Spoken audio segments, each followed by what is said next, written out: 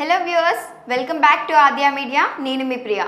ఈరోజు మనతో cinema trending news మాట్లాడటానికి దాసరి విజ్ఞాన్ గారు ఉన్నారు, సినీ క్రిటిక్. ఆయనతో మాట్లాడదాం. Hi sir. Hi. Adipurush movie గురించి మనం ట్రైలర్ రిలీజ్ అయినప్పటి నుండి మాట్లాడుతున్నాం అనుకుంటా. రోజుకొక కొత్త విషయం, కొత్త విషయాలు బయటకు వస్తూనే ఉన్నాయి. ఆల్రెడీ మనకు తెలుసు, ఆదిపురుష్ మూవీని నేపాల్, కాఠ్మండూ దేశాల్లో బ్యాన్ చేయాలనుకున్నారు, చేశారు.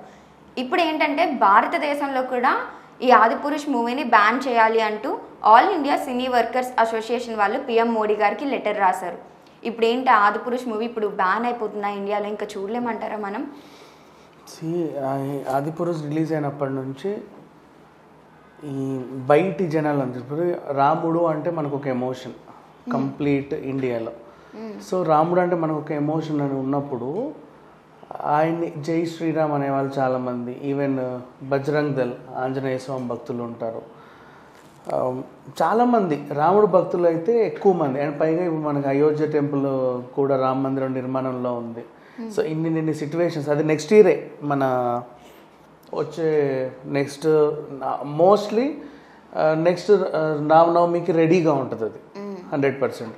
సో ఇన్ని జరిగే క్రమంలో ఈ టైంలో అనుకోకుండా ఆదిపురుష్ వచ్చింది. ఆల్రెడీ అందట్లోనూ ఒక ఎమోషన్ ఉంది, ఆ ఎమోషన్ని క్యారీ ఫార్వర్డ్ చేస్తే ఇది వచ్చింది.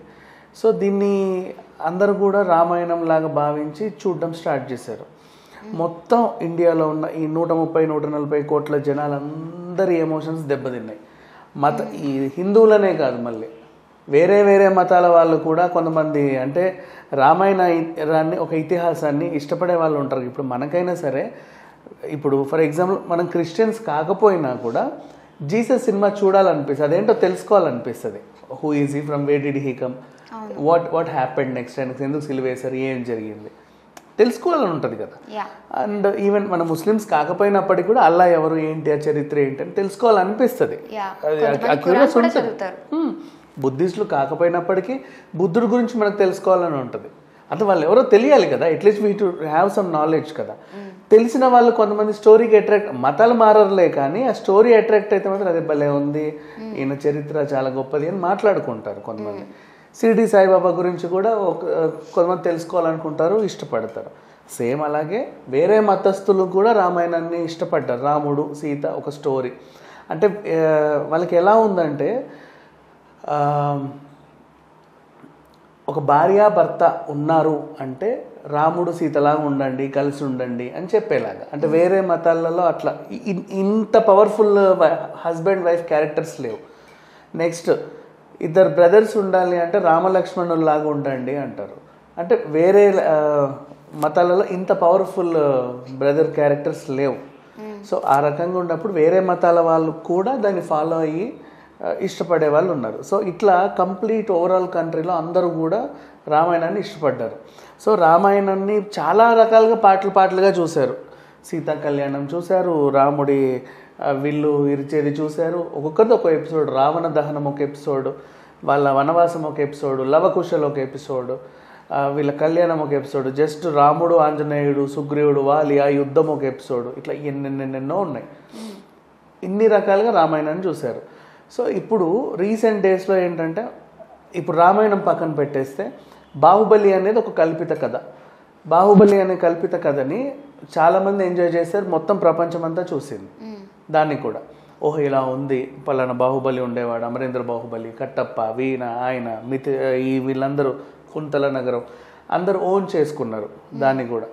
సో అట్లా ఓన్ చేసుకున్న తర్వాత ఆ ప్రభాస్ నుంచి ఒక సినిమా, అంటే ఫస్ట్ బాహుబలి కల్పిత కథలోనే ఇంత మెప్పించిన ఆయన ఒరిజినల్ రామాయణంని ఇంకెంత బాగా మెప్పిస్తాడో అని చెప్పి అందరు వెళ్ళి చూశారు. చూసిన ప్రతి ఒక్కరికి కూడా దాంట్లో ఇన్ని విమర్శలు. ఇప్పుడు వీళ్ళందరూ ఎవరిని తిడుతున్నారు అంటే, దగ్గర ఉన్న సినిమా వాళ్ళు కనిపిస్తే వాళ్ళని తిడుతున్నారు. ఇప్పుడు ఎక్కడి నుంచో ఎవడో సినిమా చూసాడు, వాళ్ళకి నచ్చలేదు, నువ్వు సినిమా అమ్మాయివి, అలా ట్రైన్లో వెళ్తున్నావు, మీ సినిమా వాళ్ళకి సిగ్గు లేదు, ఏమీ లేదు, అసలు మనుషులే కాదు, మీరు రామాయణం చూడ ఎలా తీశారో ఏం మీకు తెలియదా అమ్మాయి, వాళ్ళు మీకు ఏమైనా కాంటాక్ట్స్ ఉన్నాయి, డైరెక్టర్ నీకు తెలుసా, ఈ ప్రొడ్యూసర్ నీకు తెలుసా అని అడుగుతారు. అవునా, సినిమా వాళ్ళు అంటే వీళ్ళకే అవమానంగా ఉంది. అట్లా ఆల్ ఇండియా సినీ వర్కర్స్ అసోసియేషన్ వాళ్ళు ఏం చేస్తారంటే, ఎక్కువ విమర్శలు వస్తున్నాయి. విమర్శలు వచ్చేసరికి వీళ్ళంతటి వీళ్ళే వాళ్ళకు కూడా నచ్చక సరే ఏంటి అసలు ఇది అని చెప్పేసి మోడీ గారికి ఉత్తరం రాశారు. సార్ మేము ఎక్కడికి వెళ్ళాం మమ్మల్ని బతకనివ్వట్లా, సినిమా వాళ్ళంటేనే అసలు అంటే శ్రీరామ భక్తులందరూ సినిమా వాళ్ళని ఒక రకంగా చూస్తున్నారు.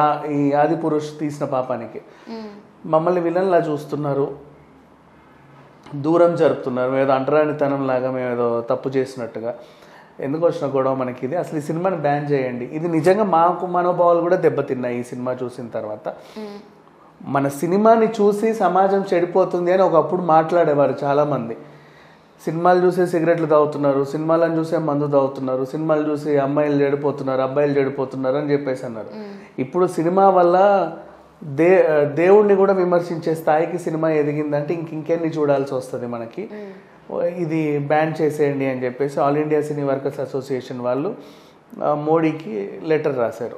దానికి ఆయన కూడా స్పందించి ఈవెన్ మోడీ గారు అయినా సరే మంచి మంచి సినిమాలు వస్తాయని ప్రతిసారి ఎంకరేజ్ చేస్తాడు. మొన్న కాంతారాన్ని కూడా నిర్మలా సీతారామన్ గారితో కలిసి చూశాడు, బాగుందని చెప్పాడు, ప్రమోట్ చేస్తారు ఆయన కూడా మంచి సినిమాలు వస్తాయి. బట్ అట్లాంటి సాక్షాత్తు రామాయణమే వచ్చిన తర్వాత ఆయన కూడా ఇప్పుడు నోరిప్పట్ల. వీళ్ళు కూడా ఏమంటున్నారు, సరే దీన్ని బ్యాన్ చేయండి, దీనివల్ల ఎంతమంది చూస్తే అంతమంది చెడిపోతున్నారు, చరిత్రను వక్రీకరించింది, రామాయణాన్ని అవమానించారు వీళ్ళు, ఇంతకు మించిన అవమానం ఇంకెప్పుడు ప్రపంచంలో జరగలేదు, ఆ రకంగా మేము అందరి మనోభావాలు దెబ్బతిన్నాయి, దీన్ని బ్యాన్ చేయండి అని చెప్పి లెటర్ రాశారు.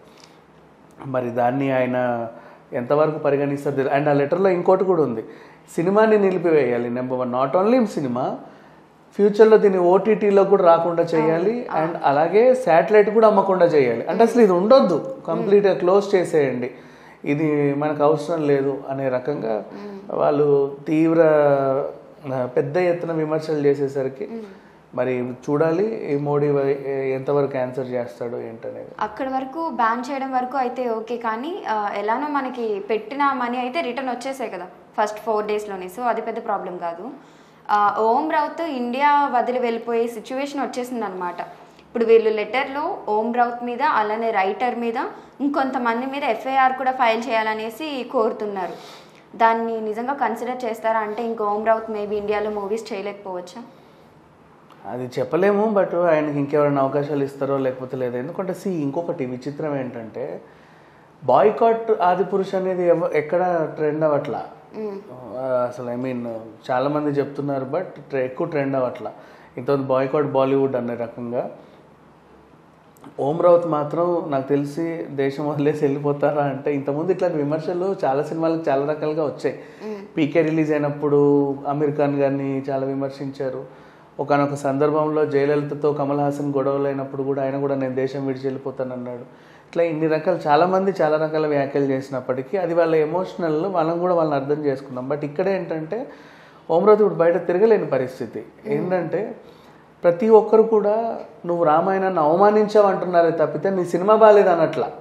సినిమా బాగాలేదు అంటే అది వేరే విషయం, సరే నెక్స్ట్ సినిమా బాగా తీయనే ఒక కాంప్లిమెంటే సింపుల్గా చెప్పాలంటే. కాకపోతే ఇక్కడ ఏమైంది, పూర్తిగా అసలు నువ్వు కనిపిస్తే నరికేస్తాం చంపేస్తాం అనే రేంజ్లో ఉన్నారు. ఈవెన్ ఆ టీం నుంచి వాళ్ళు కూడా అదేంటిదేమి వీళ్ళు ఇంకా రెచ్చగొట్టే ప్రయత్నాలే చేస్తున్నారే తప్ప పెద్దగా ఏం స్పందించట్లా. యాక్చువల్లీ ఒక క్షమాపణ లేకపోతే ఏదైనా ఇవ్వచ్చు, బట్ వాళ్ళు అది కూడా చేయట్లా. Thank you so much sir. So చూసారు కదా, ఇది వాటి ట్రెండింగ్ న్యూస్. మరొక ఇంట్రెస్టింగ్ న్యూస్తో మళ్ళీ మీ ముందుంటుంది ఆద్య మీడియా.